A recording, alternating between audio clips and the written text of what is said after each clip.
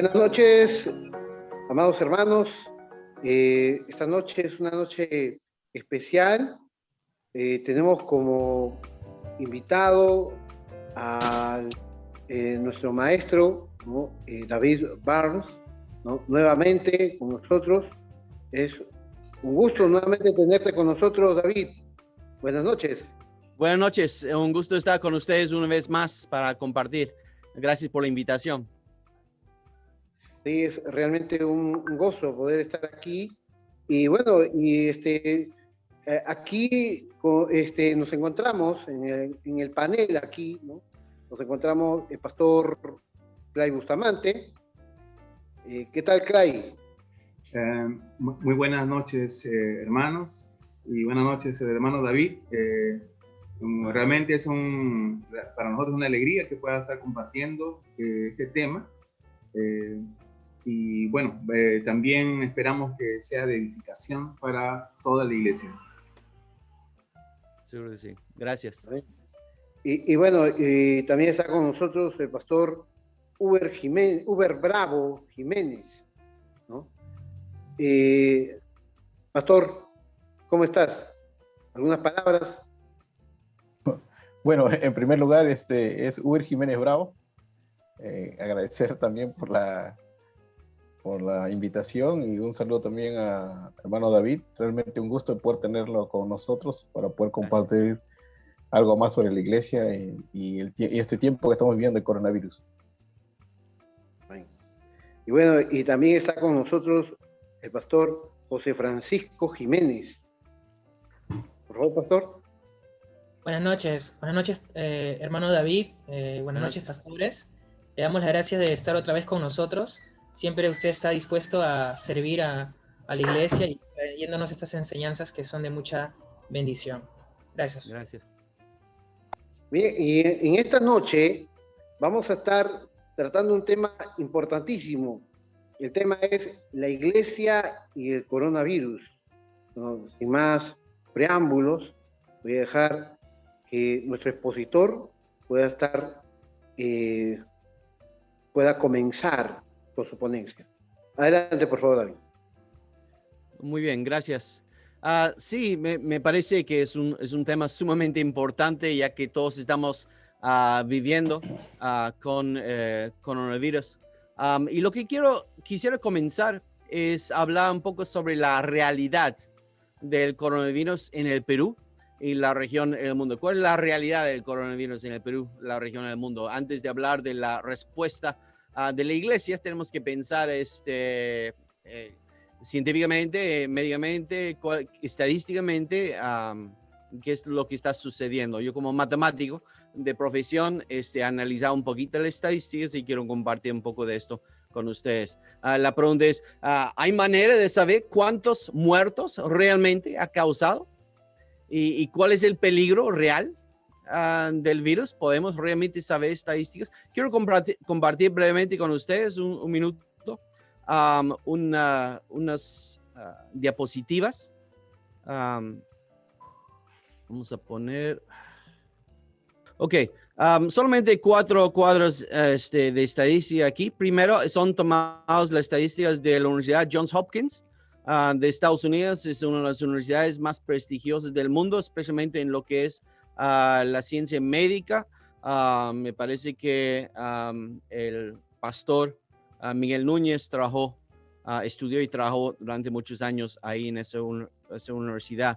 Ellos han compilado las estadísticas oficiales de todos los países del mundo sobre el número de casos, el número de muertes, etcétera, de coronavirus. Aquí tengo de fecha de ayer nuevos casos a nivel mundial. Aquí a la izquierda dice 1 millón. No se preocupen por los números. Los números representan el número de casos oficiales, que significa alguien que a quien le han hecho una prueba y se ha registrado oficialmente la prueba con un centro de salud y se sabe. Sin duda hay muchísimas personas que han tenido coronavirus que no fueron probados y no fue registrado su caso con los centros de salud, así que los números van a ser mucho más inflados. Sin embargo, podemos ver la tendencia. y vemos que desde marzo, febrero, marzo el año pasado, vamos aumentando hasta llegar a principios del 2021, bajó y otra vez estamos en subida. Así que coronavirus está aumentando en el mundo y quizás lleguemos a los niveles más altos que hemos tenido durante todo este tiempo. Así que es el estado de los nuevos casos a nivel mundial. Estamos en una nueva ola y es un poco preocupante. Si miramos el caso de nuestro país vecino de Brasil, y ahora no es casos, sino muertes diarias reportadas, vemos que están el día de ayer, están en el punto más alto, ya están rociando y pasando los 4,000 muertes diarios oficialmente reconocidos, probados que han tenido coronavirus. Estoy seguro que el número es bastante mayor también. Y mira la inclinación de la curva. Esto tiene para rato, está aumentando. La situación en Brasil es sumamente grave. Y nosotros sabemos que la variante brasileña, que es una de las más peligrosas del mundo, junto con la variante británica y la variante sudafricana, y hay más, es más contagiosa, más mortal. Y sabemos que probablemente 50% de los casos actualmente en el Perú son de la variante brasilera. Entonces tenemos razón para preocuparnos aquí. El tercer cuadro es muertes diarias en Reino Unido. Y vemos que en la primera ola del año pasado no tomaban las medidas, nadie usaba casi mascarilla en la calle, no hacían distanciamiento, y vimos que aumentó tremendamente hasta que empezaron a tomar sus medidas. Después apareció la variante británica y otras variantes, y tenemos una segunda ola, y después sube altísimo a principios de 2021. Pero mira, lo que quiero que vean es la manera como baja tan drásticamente hasta casi cero en cuanto a casos diarios de muertes diarias. Ayer creo que fueron 45 que murieron en Reino Unido a causa de coronavirus comprobado. En el Perú ayer fue algo como 276, es decir, tenemos 6 veces más muertos en el Perú con la mitad de la población. Es decir, ahorita la cantidad de muertes diarias en el Perú, en proporción a la población, estamos 12 veces peor que Inglaterra. ¿Qué es lo que han hecho? Bueno, básicamente han vacunado 55% de la población con por lo menos una dosis. Y eso es lo único que realmente muestra por qué han bajado tan drásticamente y por qué esperan en el mes de abril llegar a 73% de personas vacunadas, o por lo menos que han desarrollado cierta inmunidad. Entonces, Inglaterra me parece que es no por ser inglés, pero es un país a seguir si queremos vencer al virus. El último cuadro que quiero mostrarles es de los nuevos casos en el Perú, tomados del día de ayer. Y mire cómo estamos, desde mediados de enero hasta ya estamos llegando a mediados de abril, los últimos 2 meses y medio, 3 meses. Las cifras de nuevos casos diarios oficiales son bastante altos y no vemos realmente una bajada. Entonces debemos preocuparnos. Todo estaba pronosticado que íbamos a llegar a un punto muy fuerte para las elecciones, y parece que es lo que está sucediendo. Así que cada país es muy diferente, pero de ninguna manera podemos bajar la guardia porque estamos bastante mal en el Perú. Ustedes saben que tenemos hospitales colapsados y que estamos sin cama UCI para todos los que necesitan. No hay suficiente oxígeno y todo lo demás. Así que sí que estamos bastante mal. Y con no sé qué porcentaje está vacunado actualmente en el Perú. 2%. Quizás llega al 3%. A este ritmo no vamos a llegar muy lejos. Eso es para que sepan estadísticas sobre coronavirus. Bien, fallecidos en el Perú. ¿Cuántas personas han fallecido en el Perú directo e indirectamente por coronavirus? Según MINSA, el día de ayer reportan 54,000 muertes oficiales por coronavirus. Es decir, 54,000 personas han fallecido a quienes han diagnosticado con coronavirus. Sin embargo, esto no representa la realidad. ¿Por qué? Porque muchas personas pueden fallecer sin haber recibido alguna prueba de coronavirus. Por lo tanto, no se ha podido decir que murieron por coronavirus. Entonces, ¿cómo podríamos saber cuántos si no se ha hecho la prueba? Bueno, analizando estadísticamente, lo que se puede hacer es comparar. Por ejemplo, ¿cuántas personas, según SINADEF, que registra las defunciones diarias, cuántas personas murieron de marzo 2020, cuando comenzó esto en el Perú, hasta marzo 2021, en 13 meses? De marzo 2020 a marzo 2021, puedes entrar a la página de SINADEF para ver, son 275,000 fallecidos en total. Sea que cayeron de su bicicleta y murieron, sea que de lo que sea, 275,000 personas murieron.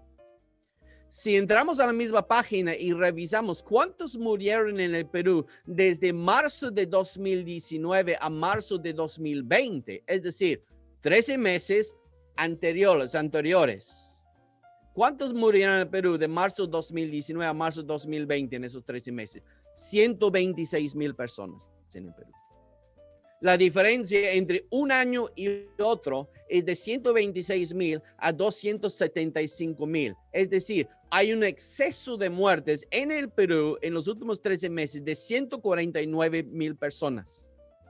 Estadísticamente, esto no va a suceder por puro azar, que a algunos simplemente les dio más ataques de corazón, algunos accidentes más de tránsito. Lo único que puede explicar esto es un desastre natural de manera enorme con cientos de miles de muertos, como un terremoto, no sé, nivel 9, 8,5, no sé. O una guerra muy grande o una pandemia. No hay otra explicación. Porque habría de más de duplicar las muertes. Entonces tenemos en los últimos 13 meses hasta 31 de marzo de este año 149,000 muertes extras que solo puede explicarse por coronavirus. Digo que son directos o indirectas porque puede haber casos de personas que han muerto y nunca han tenido coronavirus, pero como no hay hospitales que pueden recibirlos, que no hay camas UCI, alguien sufre un ataque de corazón y como no pueden llegar al hospital, tienen miedo de ir al hospital, realmente la causa de la muerte indirectamente es coronavirus. Entonces, de todas maneras, aunque alguien muere de un ataque cardíaco que no llegó al hospital porque no hay ambulancia, no hay atención, la causa en primer lugar es coronavirus. Si no hubiéramos tenido el virus, hubieran llegado al hospital. Así que son 149,000. Estamos hablando casi el triple de los números oficiales. Así que el número oficial te da una idea, pero está lejos. Ahora, si yo multiplico, yo digo, en vez de 53,000 son 149,000.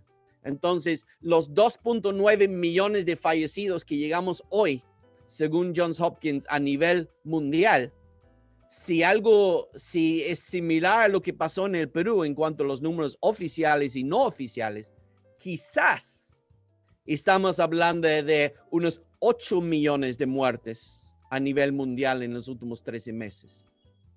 Y como han visto que la gráfica, que esto no está en bajada a nivel mundial, no hay razón para no pensar que quizás estamos a la mitad, dependiendo de la vacunación.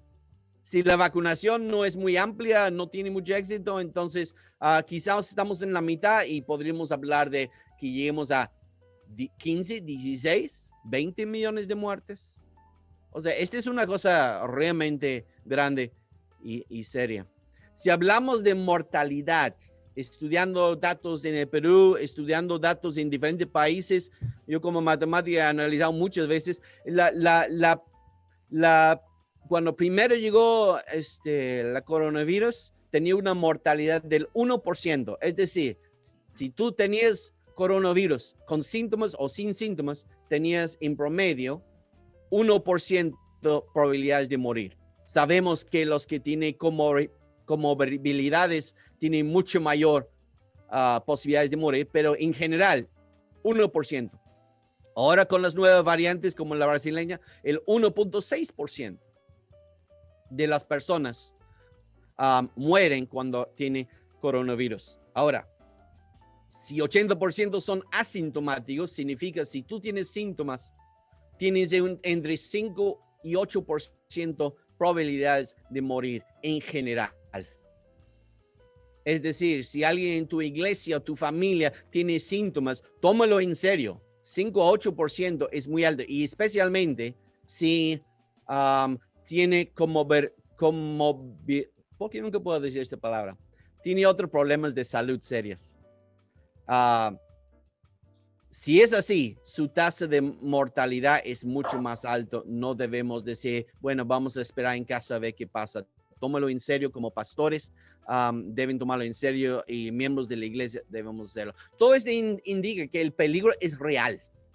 Pese a lo que dicen las teorías de conspiración, hay que tomarlo en serio, hay que tomar medidas de precaución, hay que usar la mascarilla, hay que usar distanciamiento, hay que lavar las manos, etcétera, que indican las instituciones de salud.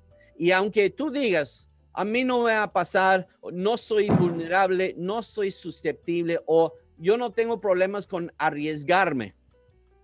El problema es que tú puedes ser un portador y terminar como dijo una persona de la farándula brasilera, que de repente conocen, yo maté a mi madre. Así, con estas palabras.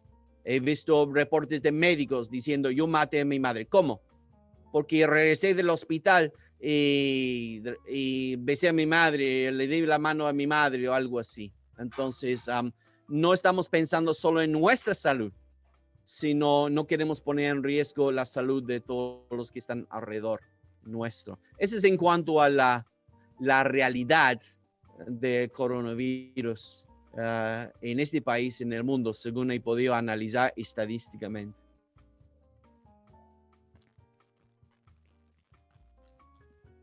Vamos a una segunda pregunta entonces.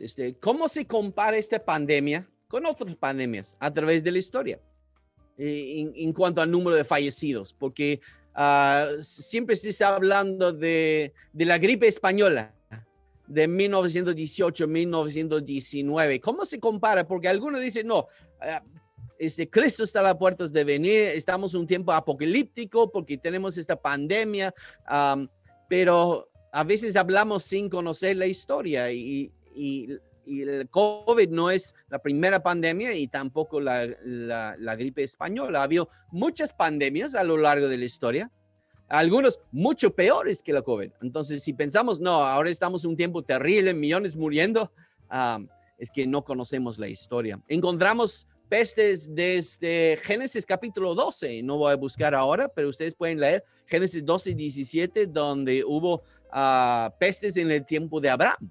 O sea, tenemos desde el principio. En Deuteronomio, Dios advierte al pueblo de Israel, si se apartan de él, cuidado, si se alejan de él, si van tras los ídolos, si van tras la iniquidad, Dios enviará una peste amarga. Deuteronomio 32, 24. Esto no es cosa nueva. Y en los días de David, en los días del rey David, Dios mandó una peste que en tan solo 3 días, 2 Samuel 24:15, mató a 70,000 personas en todo el país, desde el norte hasta el sur.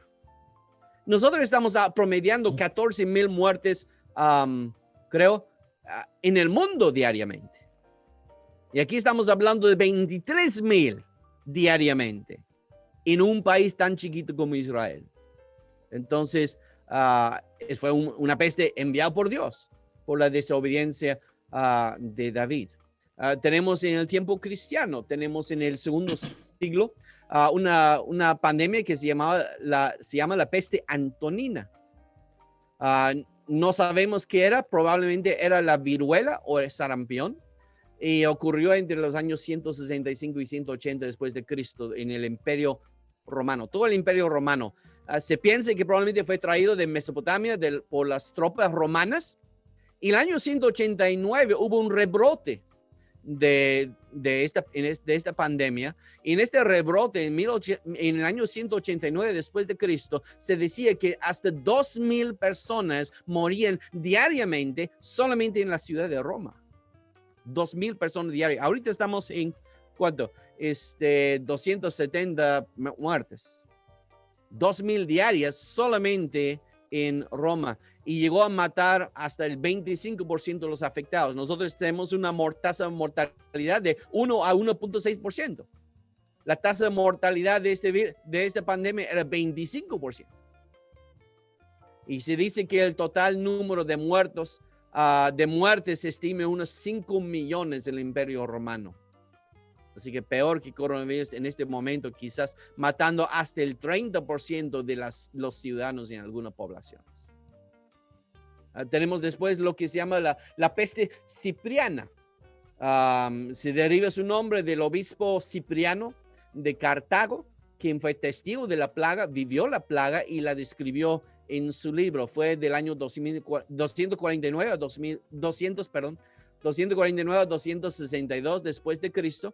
Tampoco se sabe qué era porque no tenemos los microbiólogos en el siglo III después de Cristo, pero quizás fue viruela otra vez o sarampión o quizás la fiebre hemorrágica viral. Y se decía que morían en Roma hasta 5,000 personas diariamente. Más de lo que mueren diariamente en Brasil.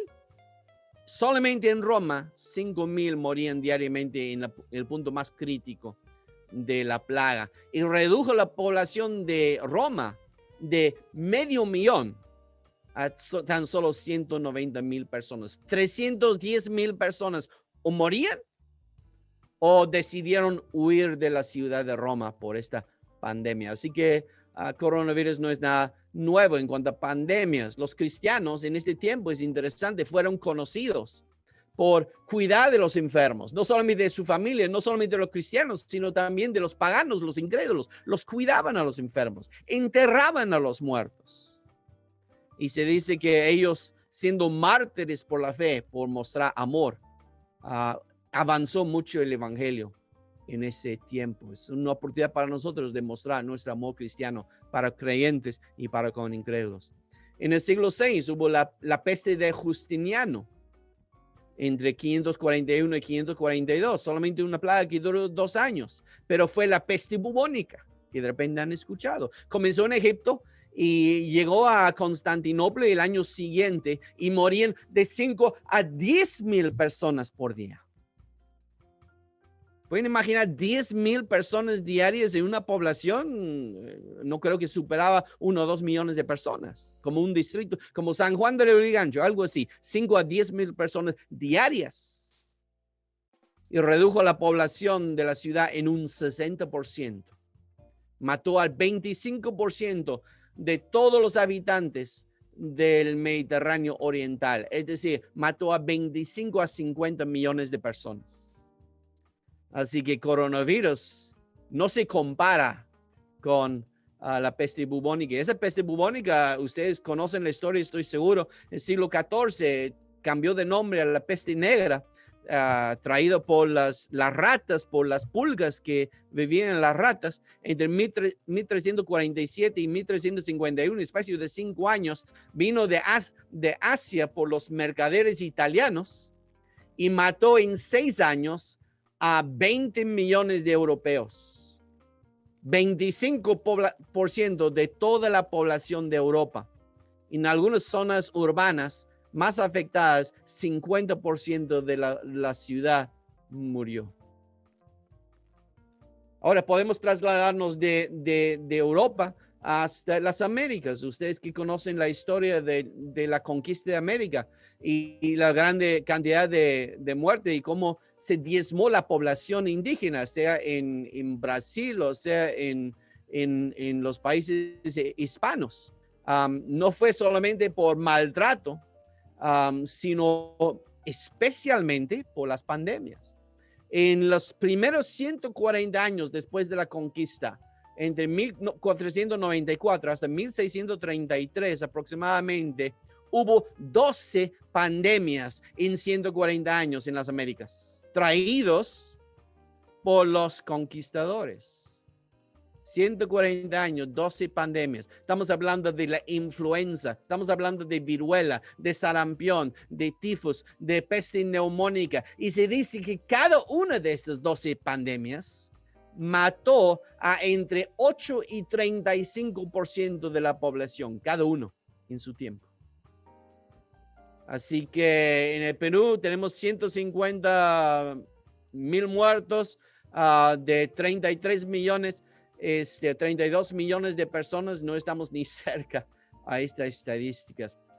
Tenemos especialmente el caso de la viruela en la isla La Española, lo que ahora es 2 países, República Dominicana y Haití. En 1518, un solo año, la viruela mató al 50% de todos los habitantes de la isla. Imagínate me imagino de 2020 en el Perú, 50% de los peruanos muertos. Eso fue la realidad de la viruela. Después tenemos otros como tifus durante la guerra de los 30 años en Alemania, 1618, 1648. 1 millón de alemanes murieron. 10% de la población falleció por tifus. La tuberculosis, que todavía está con nosotros en el Perú, pero en el siglo XIX fue terrible. Tuberculosis mataba en Europa 9 millones de personas al año. Estamos hablando en coronavirus, no llega a 8, quizás algunos dicen ni 3 millones en todo el mundo. Estamos hablando de 9 millones cada año en Europa. 25% de todas las muertes en Europa cada año fue por tuberculosis. Y no solamente en Europa, sino los europeos, los ingleses lo llevaban a la India, Bangladesh, a Myanmar, etc. Hoy en día, año 2020, 1 millón de muertes por tuberculosis, por TBC.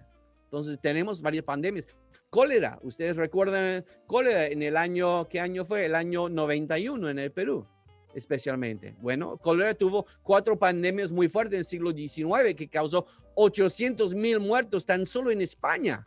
800,000. No sé cuántos murieron en el Perú en el año 91, el año que me casé, pero 800,000 muertos tan solo en España, que representa el 7% de la población de toda España, solamente por cólera, sin hablar de las otras pandemias. Hermanos, estamos acostumbrados a vivir con salud. La salud es algo reciente.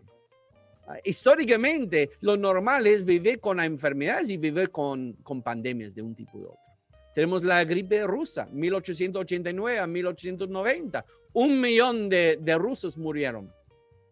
Tifus de nuevo en Rusia, 1918, después la Primera Guerra Mundial, a 1921. En espacio de 3-4 años, 2 a 3 millones de rusos murieron durante la Revolución Rusa por tifus, sin hablar de la guerra en sí. La gripe española, ustedes saben la estadística, estamos hablando probablemente de 50 millones alrededor del mundo, justo después de la Segunda Guerra Mundial, llevados por las tropas. Tenemos 1957, la gripe asiática, 1 millón, gripe de Hong Kong, 1 millón, en 1968. En resumen, ha habido muchas pandemias a través de la historia, algunos mucho peores que la del coronavirus en cuanto a tasas de mortalidad y número de fallecidos. Y esta pandemia no es la primera pandemia y probablemente no será la última pandemia. Lo más probable, si Cristo no viene muy pronto.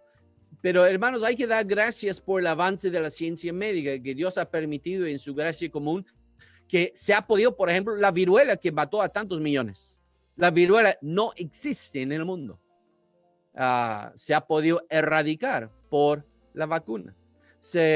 Damos gracias a Dios porque se ha podido disminuir enormemente los casos de sarampión que mataba a millones, tuberculosis, rubiola, y todos por las vacunas infantiles que algunos no quieren ponerse. Ahora los laboratorios médicos han producido múltiples vacunas, docenas de vacunas para coronavirus que están frenando el avance de la enfermedad y cortando casi enteramente el riesgo de muerte en los vacunados. No se sabe, de lo que yo sé, yo no sé de ningún caso en el mundo de alguien que ha muerto de coronavirus, habiendo sido vacunado, habiendo pasado tiempo suficiente para que sus anticuerpos tengan resistencia. Algunos días, un par de semanas después de vacunarse han muerto, pero una vez que han tenido los anticuerpos, no hay ni un caso de muerte por coronavirus en alguien vacunado. Y ya que estamos hablando de la vacuna contra coronavirus, yo sé que hay muchas personas que no están convencidos en ponerle la vacuna. Esa es la pregunta de ahora. ¿Me pongo la vacuna? ¿No me pongo la vacuna? ¿Qué debo hacer? Y porque creen que va en contra de la fe. Algunos. Yo confío en Dios, dicen. Algunos dicen que no, puede ser dañina. Algunos piensan que es parte de un complot de los gobiernos, de los laboratorios o alguien. O algunos no quieren ponerse la vacuna por razones éticas. Se dice que muchos dicen que están utilizando fetos abortados en su producción. Y si es así, estoy contra el aborto, ¿cómo me voy a poner una vacuna que estoy promoviendo el aborto, por ejemplo? ¿Cómo respondemos a todo esto? Bueno, las vacunas en general salvan, no hay ninguna duda, entre 2 y 3 millones de vidas al año de enfermedades, como hemos hablado. Difteria, tétano, influenza, sarampión, papera, rubiola, entre otras enfermedades. Entonces, damos gracias a Dios por las vacunas. Millones y millones cada año están siendo salvados porque se les pone vacunas, especialmente cuando son infantes. Ahora, sí hay varias razones por las cuales algunos cristianos no quieren poner vacuna. Algunas personas dicen que es mejor vivir por fe. Yo confío en Dios, yo confío que Dios me va a proteger de COVID, no me va a pasar, y si me va a pasar, va a ser suave. Yo vi a un pastor que decía esto en Estados Unidos. Nosotros vamos a seguir reuniéndonos, nosotros tenemos fe, no va a pasar nada. A los 15 días murió de coronavirus. Parece espiritual, pero no es una postura bíblica. Dios nos protege por medios que ha provisto en su gracia, en su gracia común. La Biblia está a favor de los médicos. La Biblia está a favor de la medicina. Entonces, si tenemos la oportunidad, debemos de protegernos. Algunos no quieren tomar la vacuna por teorías de conspiración. Han sido influenciados por los medios y dicen, por ejemplo, no, de la vacuna tiene intereses económicos. Los laboratorios ganan millones, miles de millones de dólares y no hay duda que hay mucha ganancia en esto. Pero dicen que es netamente económico y no voy a entrar en ese juego. Otros dicen es por control político. Los gobiernos nos quieren controlar. Otros dicen, no, quieren controlar nuestros movimientos. Y Bill Gates de Microsoft ha implantado un chip rastreador en la vacuna. Y se hizo una encuesta en mayo del año pasado y 28% de los norteamericanos, los estadounidenses más bien, 28% creían que había un rastreador, un chip implantado se implantaría dentro de la vacuna. No hay nada científico detrás de esto. Después tienes otros como el rapero Kanye West de Estados Unidos que decía en julio del año pasado que no, esta vacuna es la marca de la bestia de Apocalipsis capítulo 13. Entonces, estas teorías de conspiración, algunos nos parecen graciosas, pero algunos lo creen lamentablemente, pero no tienen ninguna onza de verdad. Otras personas dicen que están preocupados por ponerse la vacuna porque han escuchado que puede ser peligroso para la salud. Y dicen que quizás en la carrera de preparar las vacunas no han tenido el cuidado en regular su producción y todo, han tomado atajos. Sin embargo, hay muchos reguladores independientes que han estado siguiendo a estos laboratorios y creo que en la gran mayoría de los casos, por lo menos, no hay razón para pensar que no han tomado todas las medidas posibles y que las vacunas son bastante seguras médicamente. Yo sé que en Inglaterra, por ejemplo, 7 personas han muerto por trombosis a causa de la vacuna AstraZeneca. Es un hecho. 7 personas murieron que no hubieran muerto si no hubieran puesto esta vacuna. Entiendo. Pero se han puesto 7 millones de esta vacuna. Si miramos 7 millones, significa las probabilidades que si te ponen la vacuna AstraZeneca, hay probabilidades de 1 en 1 millón que vas a morir de trombosis, de coagulación de la sangre por causa de esto. 1 en 1 millón. Puede suceder, pero 1 en 1 millón. ¿Cuál es la probabilidad de que mueras si no te pones una vacuna y te agarra la coronavirus? Bueno, hemos visto 1%, 1 en 100. 1.6%, 1 en 62. Es decir, me voy a arriesgar 1 en 1 millón de morir si me pongo la vacuna AstraZeneca, que no creo que no ha llegado al Perú, o me voy a arriesgar 1 en 100 si me da el coronavirus y no me ponga. Yo prefiero 1 en 1 millón, que es 10,000 veces más seguro. Aún si me dicen, ¿sabes qué? Te vamos a poner AstraZeneca. ¿Me pongo? Claro que sí. Es 10,000 veces más seguro que no ponerme nada. Entonces, un poco de análisis matemática ahí. Algunos han dicho que quizás estas vacunas van a alterar, interactuar con nuestro ADN, va a cambiar nuestro ADN, va a ser dañina. Y he escuchado estos reportes, pero han sido refutados totalmente por los científicos. Entonces, no hay ningún riesgo aparente a nuestro ADN si no ponemos vacuna. Las vacunas siempre se han puesto a los niños. Me imagino que todos ustedes han recibido vacunas desde la niñez. Y su ADN está muy bien. Algunas personas, sin embargo, están preocupados por si ponerse la vacuna o no por preocupaciones éticas. Dicen que las vacunas se han desarrollado a partir de células derivadas de abortos. Bueno, su postura pro vida está en contra del aborto, les lleva a denunciar y no usar la vacuna, ya que consideran que si yo me pongo la vacuna, entonces voy a ser por lo menos cómplice o promotor del pecado del aborto. Esa es la postura de John Piper, por ejemplo.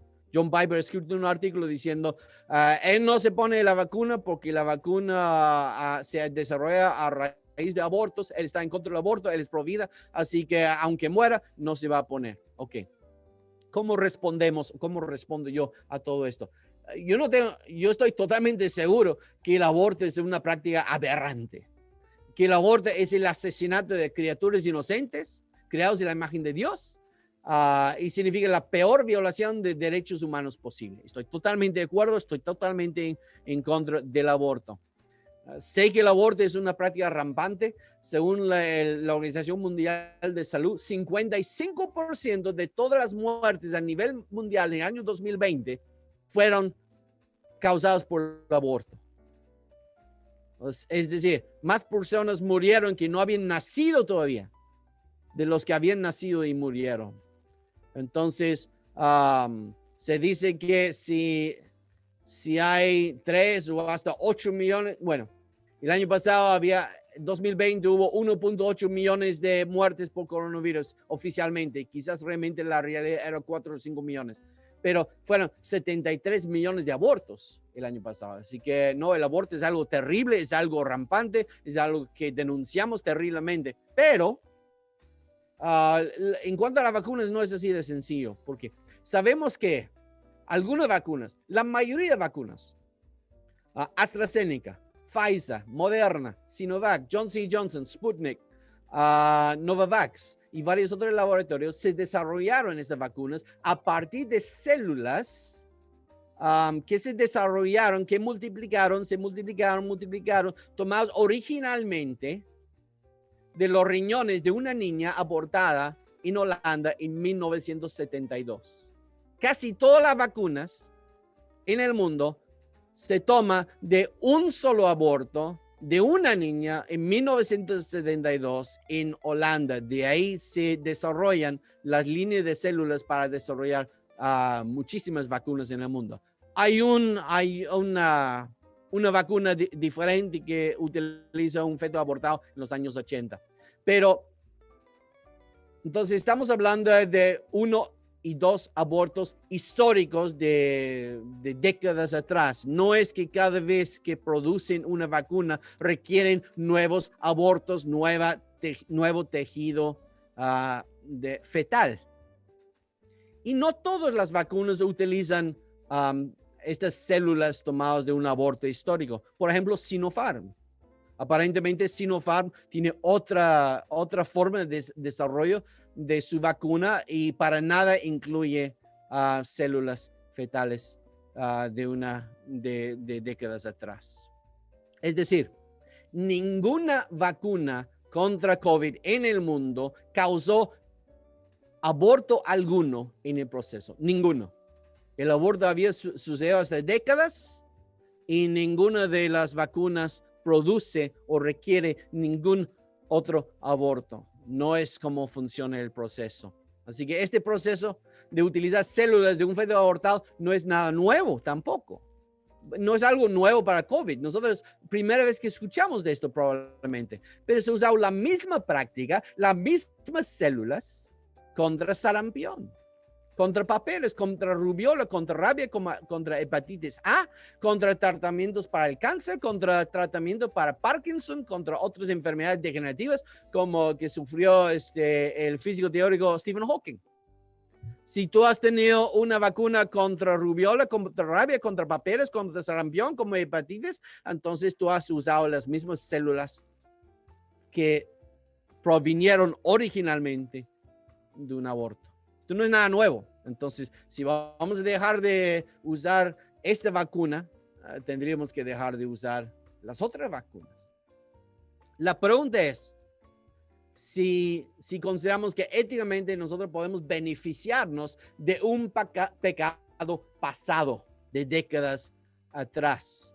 Pero la realidad es que muchas veces nosotros recibimos beneficios de comportamientos inmorales en el pasado. Nosotros entendemos que el país de Estados Unidos, que varios países de Europa, todos los que conquistaron territorios a través del siglo XVI, siglo XVII, XVIII y XIX, se enriquecieron por su imperialismo, se enriquecieron por el uso del tráfico de esclavos. Entendemos todo esto y entendemos que hemos beneficiado de un pecado.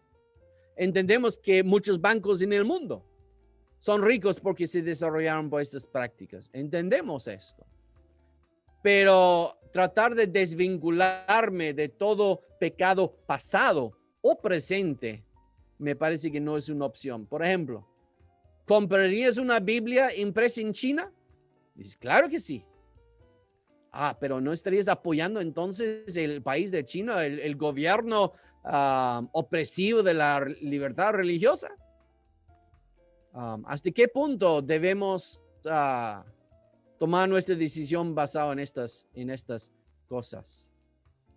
Y sabemos que Dios puede traer bien del mal que cometemos. Si no, no podría traer ningún bien, porque todos nosotros pecamos todos los días.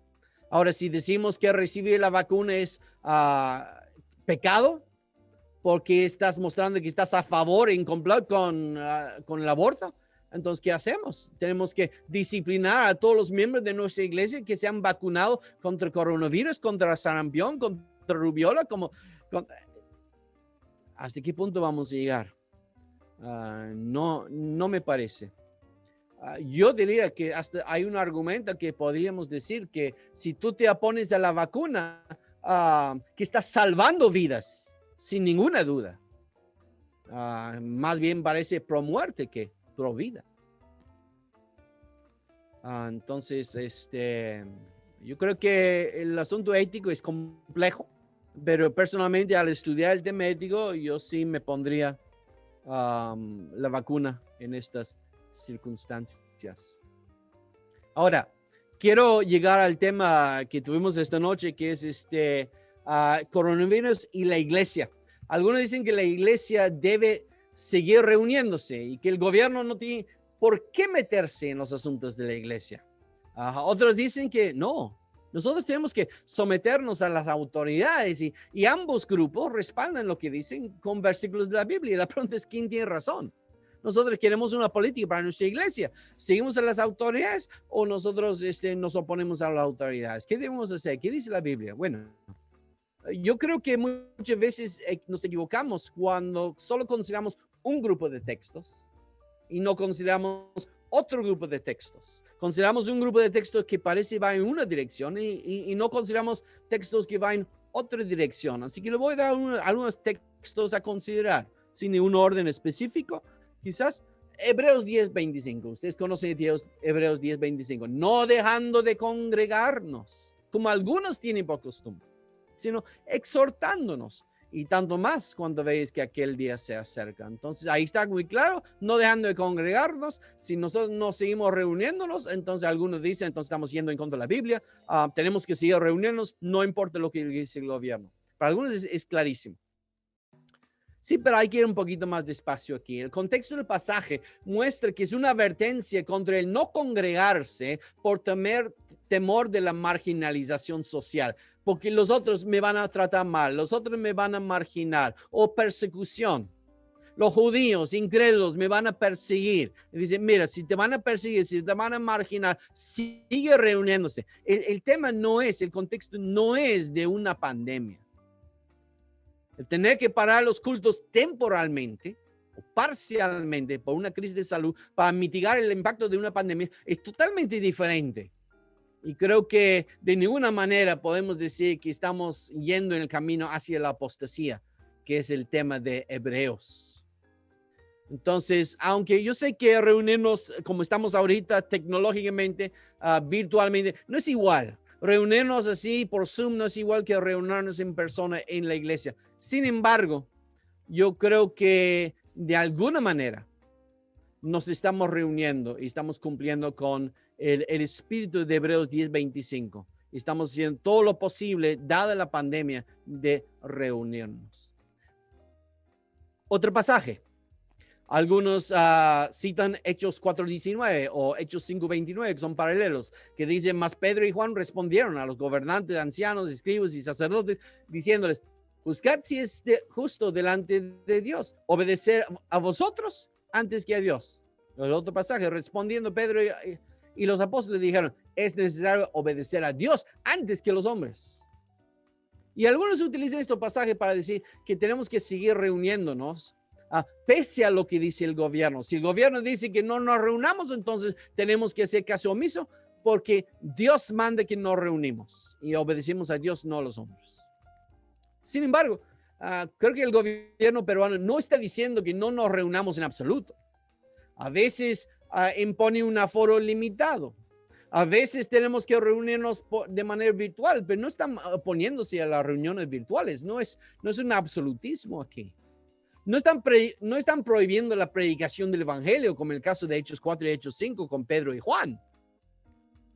Así que no estoy convencido que en el caso de Perú hay un interés del gobierno de eliminar la libertad religiosa de evangélicos, de católicos, que son la gran mayoría, o de otros. No veo esto personalmente. Puedes tener otra interpretación, pero no veo que este pasaje se aplica exactamente aquí. Otro pasaje del Antiguo Testamento que podemos mencionar es pasajes de la ley sobre la cuarentena de los leprosos. Dos pasajes, Levítico 13, 45 y 46 y Números capítulo 5, versículos 1 a 3. Dicen los pasajes, y el leproso, en quien hubiere llaga, llevará vestido rasgado, y si su cabeza es descubierta y embozado, pregonará, inmundo, inmundo. Todo el tiempo que la llaga estuviera en él será inmundo, está impuro y habitará solo. Fuera del campamento será su morada. Números 5, 1 a 3. Jehová habló a Moisés diciendo, manda a los hijos de Israel que echen del campamento a todo leproso. Así a hombres como a mujeres echaréis. Fuera del campamento los echaréis. ¿Para qué? Para que no contaminen el campamento de aquellos entre los cuales yo habito. Había una necesidad importante de mantener el campamento de Israel libre de enfermedades contagiosas como la lepra. Bueno, probablemente incluye varias enfermedades de la piel, no solamente el mal de Hansen, que lo llamamos médicamente. Ahora, una persona con estas enfermedades contagiosas de la piel como lepra era una amenaza para toda la comunidad. Podría extenderse esta enfermedad, este contagio, como un fuego descontrolado. Así que estas leyes han sido utilizadas por la iglesia para respaldar la idea de poner en cuarentena a personas que podrían estar infectados con alguna enfermedad peligrosa y contagiosa. Entonces, cuando ha habido pandemias en el pasado, la iglesia ha utilizado estos versículos y ha dicho, aquí tenemos razón para aislar, poner en cuarentena a personas con enfermedades peligrosas y contagiosas. De hecho, la palabra cuarentena, ¿de dónde proviene? Viene del italiano, que viene del latín, que significa 40, similar al español. Cuarentena viene de 40. ¿Y de dónde viene 40? Bueno, de Levítico capítulo 12, versículo 1 a 4. Los judíos usaron en Italia esta palabra cuarentena porque en Levítico 12, 1 a 4 manda a ciertas personas ceremonialmente inmundas a aislarse durante ¿cuánto tiempo? 40 días. Ahí tenemos la palabra cuarentena. Es un principio bíblico del Antiguo Testamento. Entonces, y usado por iglesias en nuestra era. Entonces, vemos en este texto la importancia de cuidar la salud de toda la población de enfermedades peligrosas y contagiosas. Entonces, tenemos que poner algunos en cuarentena o tenemos que aislarnos unos de otros por un tiempo para que no se extienda estas enfermedades como coronavirus, sumamente peligrosa y contagiosa. Tenemos un aval aquí en el Antiguo Testamento. Entonces, yo creo que esta ley definitivamente toma prioridad sobre Hebreos 10:25. Porque Dios quería que el Antiguo Testamento se reúnan, pero no que se reúnan con los contagiosos. Los contagiosos tenían que mantenerse aislados. Vayamos ahora a Romanos 13. Romanos 13, versículo 1 y 2. Dice, sométase toda persona a las autoridades superiores, porque no hay autoridad sino de parte de Dios. Y las que hay, por Dios han sido establecidas. De modo que quien se opone a la autoridad, a lo establecido por Dios se resiste. Y los que resisten acarrean condenación para sí mismos. Este pasaje nos enseña que debemos someternos a las autoridades civiles, porque han sido establecidos ¿por quién? Por los electores, pero a fin de cuentas por Dios y para nuestro bien. Sin duda hay límites en esta sumisión. Cuando requieren que nosotros hagamos algo que vaya en contra de lo que Dios manda, entonces no tenemos que obedecerlos, tenemos que desobedecerlos. Pero si no es así, cuando nos manda hacer algo que no va en contra de lo que Dios dice, y aunque sus decisiones sean injustas, irracionales, creo que debemos bíblicamente, según Romanos 13, 1 y 2, hacer caso. Por ejemplo, en el caso, creo que uno de los referentes es en la iglesia de John MacArthur en el mundo. Todo el mundo está atento a ver qué está haciendo en la iglesia de John MacArthur. En la iglesia de John MacArthur, el estado de California permitía que la iglesia de John MacArthur se reuniera al aire libre. Al aire libre, con mascarillas, con distanciamiento, pero para ellos era una intromisión en su vida de la iglesia. Así que querían seguir reuniéndose dentro del edificio, sin restricciones y sin mascarillas. Ahora, si las autoridades peruanas dijeron que no podemos reunirnos ni siquiera de manera virtual, nunca más, aunque no haya pandemia seria, entonces definitivamente es el momento de obedecer a Dios antes que los hombres. Pero hasta no llegar a ese punto, no estoy convencido que tenemos que simplemente decir, no, vamos a seguir reuniéndonos porque Dios lo manda. Miren lo que dice Lucas 10:27 y otros paralelos. Aquel respondiendo dijo, amarás al Señor tu Dios con todo tu corazón y con toda tu alma y con todas tus fuerzas y con toda tu mente. Y la segunda parte, y a tu prójimo como a ti mismo. Y a tu prójimo como a ti mismo. Algunas iglesias han decidido seguir reuniéndose, muchas veces sin respetar el aforo limitado, sin el distanciamiento, sin usar mascarillas, sin tomar otras medidas de prevención, como en la iglesia de John MacArthur, donde hay 100% de aforo, casi nadie con mascarillas. Si ustedes ven las fotos y los videos, muchos dando la mano, abrazándose. Pero ha habido enfermos en la congregación, en el liderazgo, que han terminado en el hospital. 2 pastores que asistieron a su conferencia de pastores famoso, el Shepherd's Conference, el año pasado en marzo, fueron a su conferencia anual para 3.500 pastores. 2 pastores no de su iglesia que asistieron murieron de coronavirus como resultado de esta reunión. ¿Y qué de los que no son pastores, que no son miembros de la iglesia, que no son cristianos, pero yo llevo el virus a mi casa, a mi trabajo, a mi vecindad, etcétera? ¿Ese es amar? Fue muy triste ver una foto y un video también afuera de la iglesia de John MacArthur, con vecinos protestando con pancartas con las palabras amen a su prójimo y utilizan una mascarilla. Pero nada, y se sentían amenazados por los muchos que estaban llegando. Es triste ver esas actitudes y acciones de la congregación que parece que no les importa el riesgo a los demás. Eso no es amor al prójimo. Yo creo que es importante cuidar nuestro testimonio público para con los de afuera. ¿Cómo vamos a ganarles con el evangelio si parece que no nos importa su bienestar? ¿Mostramos amor para con ellos o solo nos mostramos interés en nosotros mismos? El amor al prójimo me hace pensar en el riesgo que creo para otros, no solamente en mi propia salud. Una cosa es arriesgar tu propia salud.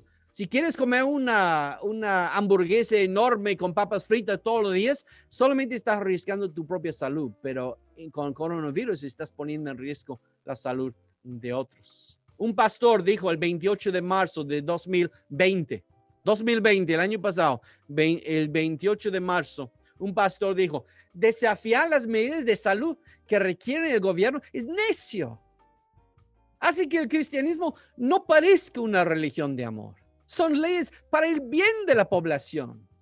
¿Quién dijo esto? John MacArthur.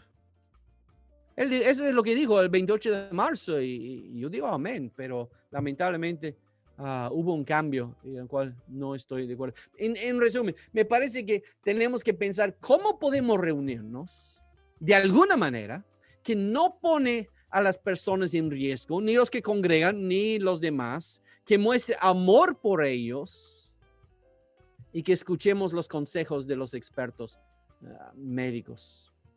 Y creo que en este asunto tenemos que tener cuidado de promover la unidad de la iglesia, no la división, no los ataques en la iglesia. Entonces tenemos que tener cuidado que en nuestra iglesia, entre nuestra iglesia, vamos a llegar a diferentes opiniones. Algunos van a decir, abre la iglesia de par en par, que haya 100% aforo. Otros van a decir, no es el momento todavía. Otros van a decir 20%. Otros van a decir que podemos cantar. Otros dicen que no podemos cantar. Al final, lo más importante, aparte de la salud, es la unidad y el bienestar de la iglesia. Entonces, nosotros tenemos que tener cuidado. Cualquier medida que tomemos de tratar de buscar una sola voz en la iglesia y tener cuidado de no ofender, mucho menos peligrar la vida. De repente decimos, mira, ahora sí podemos reunirnos, pero los vulnerables, por favor, quédense todavía en su casa y vamos a velar por ustedes. No sienten, no pongas presión sobre ellos, hermanos. Si no estás viniendo a la iglesia, entonces estás mostrando temor, no estás mostrando fe. ¿Qué está pasando? Te vamos a disciplinar. No vienes a la iglesia en 3 meses. No, hermanos, este no es el tiempo para esto. Ahora, algunos preguntan, ¿qué derecho tiene el gobierno de entremeterse en las prácticas de la iglesia? ¿Qué derecho tiene el gobierno de entremeterse en las prácticas de la iglesia? ¿No se supone que la libertad religiosa significa que podemos actuar como queramos en la iglesia y el gobierno no puede hacer nada? Cristo es la cabeza de la iglesia, no el presidente. Bueno, estoy de acuerdo, Cristo es la cabeza de la iglesia, pero hermanos, la iglesia tiene obligaciones comunes para con la sociedad también. Nosotros vivimos dentro del territorio peruano. Por ejemplo, nuestra iglesia, aunque podamos adorar como Cristo mande, el gobierno no tiene nada que hacer ahí. Nosotros también tenemos que obedecer el reglamento de defensa civil. Hay reglamentos sobre construcción del edificio. No podemos construir un edificio de una manera que peligra la vida de los que se congregan ahí. Nosotros tenemos que tomar las medidas preventivas en caso de sismo. En caso de incendio, tenemos que construir el edificio de la manera más segura posible. Y cuando hay un incendio, tenemos que tratar de proveer extintores, tiene que haber salidas de emergencia, tiene que haber letreros, tiene que haber señalización. Nosotros no estamos exentos de eso por ser iglesia. ¿Y qué de los códigos de higiene? Nosotros tenemos que también cuidar los códigos de higiene, aunque no hagan una inspección, tanto como en otro país, como en mi país. Pero nosotros tenemos que cuidar la preparación y cómo guardamos los alimentos para que las personas no terminen enfermos y hasta muertos. Debemos proveer provisión dar provisión para los discapacitados, etcétera, rampas de acceso y todo lo demás. Hermanos, eso no limita nuestra libertad religiosa, pero el gobierno está buscando no sofocar nuestra libertad religiosa, sino cuidar el bienestar de sus ciudadanos. Entonces, yo lo entiendo lo que diga el gobierno en cuanto a medidas de protección de salud sobre coronavirus en ese contexto. No son restricciones a la libertad cristiana, no hacen que nosotros violemos la ley de Dios. Requerir una mascarilla y distanciamiento de aforo reducido tampoco va en contra de lo que Dios manda. Yo creo que el Estado tiene el deber de preocuparse por el bienestar de todos sus ciudadanos. Y esto incluye a aquellos que asisten a la iglesia. Si hay un riesgo a su salud o bienestar, el gobierno tiene el derecho y el deber de intervenir. Si la gente por asistir a una iglesia están que enferman y mueren, yo creo que el gobierno tiene el derecho y el deber de intervenir si la iglesia está claramente poniendo en peligro. Ha habido casos en Canadá que he visto que se ha cerrado con candado la iglesia, han llevado al pastor a la cárcel y no quieren entrar en todo el tema. Pero es posible que el gobierno ha sentido que han tenido que tomar medidas drásticas porque la iglesia no respetaba ni distanciamiento, ni aforo, ni ninguna de estas cosas, y el Estado tenía que preocuparse. Es algo para considerar. Tenemos, por ejemplo, el caso del gran reformador de Ginebra del siglo XVI, Teodoro de Beza, quien decía que era también el deber del gobierno hacer lo que estaba en su poder para terminar con las plagas. Había plagas, sabemos que había plagas, en todos los siglos hay plagas. Y era el deber del gobierno tratar de terminar con las plagas. Y él decía, y Teodoro de Beza decía que nosotros como iglesia no vivimos en aislamiento de la sociedad y que nuestras decisiones afectan a toda la comunidad. Y tenemos que tener cuidado de que actuemos con amor para no caer en pecado. Después, un siglo después, el gran puritano Richard Baxter reconocía que sí era permisible que el gobierno civil suprima las asambleas de la iglesia los domingos por un tiempo limitado debido a pestes como coronavirus, debido a guerras. Imagínate en la Segunda Guerra Mundial, tiene a los nazis volando sobre Londres buscando dónde mandar sus bombas. Bueno, si tienes todas las luces prendidas y la gente cantando, eso pone en peligro a los ciudadanos. Entonces, Richard Baxter dice, si a veces por guerra, por peste, por ejemplo, por razones de prudencia y necesidad por tiempo limitada, el gobierno puede suprimir. Pero dijo, es válido buscar alternativas. Podemos reunirnos en otro lugar. Podemos tener reuniones más pequeñas en casas. Hay que tratar de ser creativo. El peruano es creativo. A ver si nosotros, sin peligrar la salud, podemos buscar maneras. Ahora tenemos internet, gracias a Dios, para ayudarnos un poco. Entonces, decía también Richard Baxter que aquí se aplica que el día de reposo fue hecho para el hombre, no el hombre para el día de reposo. Hermanos, lo más importante son los cristianos, no el día domingo. Yo no voy a peligrar la vida de mis hermanos y mis vecinos tercamente porque Dios me manda a reunirme el domingo. Si hay suficiente razón para pensar que tal actitud, tal acción es peligrosa. Entonces, el día de reposo fue hecho para el hombre, no el hombre para el día de reposo. Decía también que los deberes fuera de tiempo se convierten en pecados. Lo que es normal en cierto tiempo puede ser pecado. Dice también que era importante considerar las intenciones del gobierno. ¿Qué intención tiene el gobierno? Claramente de sofocar la libertad religiosa, o está realmente velando por el bienestar de sus ciudadanos. Ahora, algunas personas pueden decir, pero ¿no crees que las restricciones que impone el gobierno peruano, por ejemplo, a las iglesias son injustas, son irracionales, son tontas, son excesivas, hasta discriminatorias? Personalmente, no lo creo en términos generales, quizás con alguna medida en algún momento, pero en términos generales no lo creo. Y aun si fuese el caso, nuestra obligación es sujetarnos a las autoridades.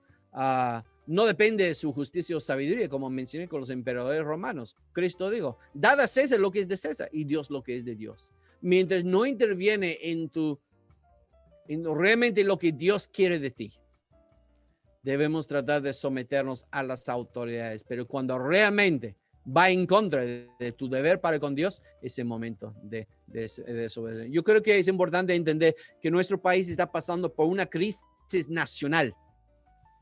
Leí hoy día que los muertes al final por Sendero Luminoso fue 69,000, algo así. Bueno, ya tenemos 149,000 hasta ahora, que puede llegar a duplicarse si la vacuna no llega pronto. Tenemos crisis nacional, parece guerra, la verdad parece que estamos en guerra. Hospitales colapsados, sin camas UCI disponibles. Sé que en otros países han tomado diferentes medidas para con las iglesias, pero hay que entender que no todo lugar es igual, ni siquiera en la misma ciudad. En la ciudad de Los Ángeles, donde está la iglesia John MacArthur, es muy diferente donde está la iglesia John MacArthur en el norte de Los Ángeles que en Compton, un barrio del sur de Los Ángeles donde viven mayormente los afroamericanos y hispanos, donde la tasa de positividad es 6 veces mayor. Hay que ver si en Los Ángeles los hospitales han colapsado, si tiene camas UCI, si tiene oxígeno, etc. Cada situación es diferente. Y cada situación, cada momento es diferente para nosotros. Yo sé que nos sentimos frustración. Yo sé que como pastores líderes sentimos que no podemos servir con la misma eficacia y eficiencia. No podemos cuidar y servir a nuestros miembros como quisiéramos, como antaño, como queremos hacerlo. Y personalmente creo que cuanto antes el país puede vacunarse, es mi opinión, tanto antes saldremos de esta situación, como está pasando en Inglaterra, por ejemplo, en mi país. Ahora es de suma importancia que sigamos nuestras conciencias en todo esto, ¿no? Entonces, ir según entiendas estas cosas y no obligar a los demás. Una última pregunta y termino aquí. Es probable que las restricciones de las reuniones normales sigan durante un tiempo. Creo que hoy día salió una noticia que decía que por lo menos hasta el 18 de abril vamos a seguir con las mismas restricciones que tenemos ahora en Lima. Si esto sigue por semanas o meses o todo el año, ¿qué deberíamos de estar haciendo como iglesia en este tiempo? Bueno, algunas cosas como iglesia, con pandemia, sin pandemia, con reuniones, sin reuniones presenciales, no cambian. Nuestras prioridades en el ministerio son los mismos. Estoy hablando a líderes, estoy hablando a pastores, estoy hablando a miembros activos. Nuestras prioridades no han cambiado. Nuestras prioridades en medio de la pandemia, con todas las restricciones, son evangelizar. Tenemos que buscar la manera de evangelizar. Sea uno a uno, sea en la puerta de las personas, sea por teléfono, sea por internet, sea por Zoom. Tenemos que estar evangelizando. 2, tenemos que discipular a los que son creyentes, tenemos que enseñarles, tenemos que edificarles, tenemos que seguir con la tarea de cómo discipulamos a los hermanos de nuestra iglesia. 3, tenemos que cuidar pastoralmente la congregación. Podemos llamar por teléfono, podemos usar WhatsApp, podemos usar Facebook, podemos usar llamadas, podemos visitar en la puerta. En mi iglesia en Inglaterra siguen visitando los pastores tal como antes, solo que no pasan la puerta de la casa. En la puerta, con 1 metro o 2 de distancia, visitando. La visitación sigue igual. Tenemos que seguir viendo, tenemos que ser creativos. ¿Cómo pastoreamos? ¿Cómo discipulamos? ¿Cómo evangelizamos en este tiempo? No es que podemos ya, paramos. Cuando termine la pandemia, seguimos. No, todo esto tiene que ser. Ahora, hay que ser creativos. Hay que utilizar Zoom. Zoom es una cosa increíble y no tengo acciones en Zoom. Y si tienes otra cosa diferente como Google Meet, lo que sea, puedes usarlo. Pero Zoom podemos usar para cultos, para estudios, para células, para reuniones de oración. Ustedes lo están haciendo seguro. Para reuniones de miembros. Algunos dicen, no, cuando la iglesia no está reunida físicamente, no es iglesia, no podemos. Es lo mismo, hermanos. Para reuniones de liderazgo, para reuniones de damas, para reuniones de hombres, para reuniones de jóvenes, para reuniones de escuela dominical, para discipulado, 1 a 1, para consejería, 1 a 1. Utiliza el Zoom, utiliza videoconferencia por WhatsApp.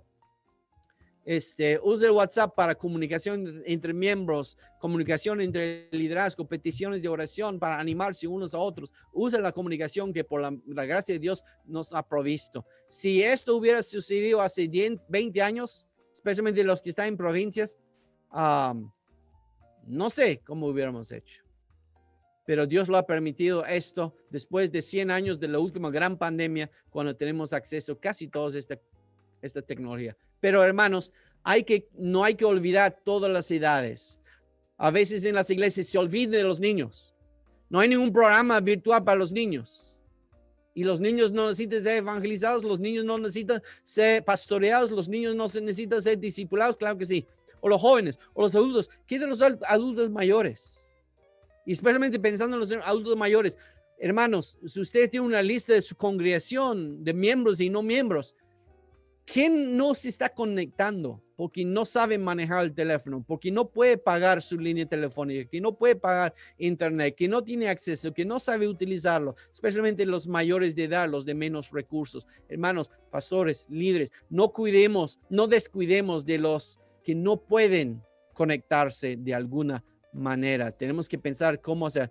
Y no queremos que los vulnerables se sientan relegados. ¿Qué pasa si nosotros ahora podemos reunirnos con 20%, 30%, 10% de aforo? Pero alguien tiene grandes problemas de salud, es muy mayor de edad, no puede venir a la iglesia, no ha venido a la iglesia por 6 meses, 9 meses, no va a poder en el futuro.